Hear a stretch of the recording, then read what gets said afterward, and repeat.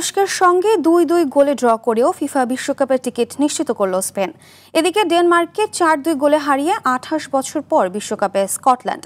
একই দিনে কসোভোর সঙ্গে ড্র করে বিশ্বকাপে জায়গা করে নিয়েছে সুইজারল্যান্ড। আর ওয়েলসের অপেক্ষা বাড়িয়ে কোয়ালিফাই করল বেলজিয়াম। বিস্তারিত রাফি আমিনের রিপোর্ট।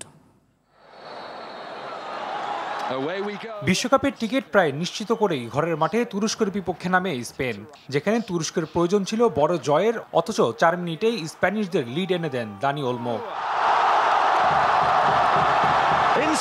বিরতিতে যাওয়ার আগ মুহূর্তে এই গোল শোধ করেন ড্যানিস গুল।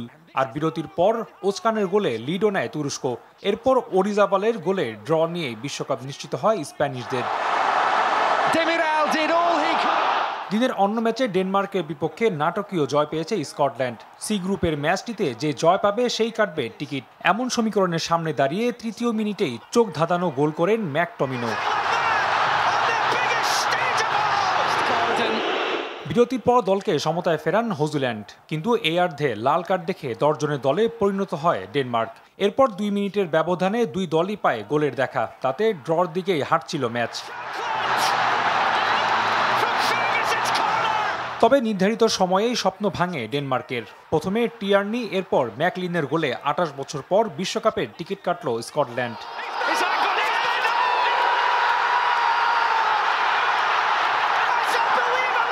এদিকে কসোভোর সঙ্গে ১-১ গোলে ড্র করে বিশ্ব আসরে নাম লেখালো সুইজারল্যান্ড। ৪৭ মিনিটে রুবেন ভার্গেসের গোলে এগিয়ে যায় সুইচরা। ৭৪ মিনিটে ফ্লোরেন্ট মুসলিজা সমতায় ফেরালেও পরাজয় এড়াতে পারেনি, তাতে ড্র নিয়েই প্লে অফে গেল কসোভো। রাফি আমিন, RTV।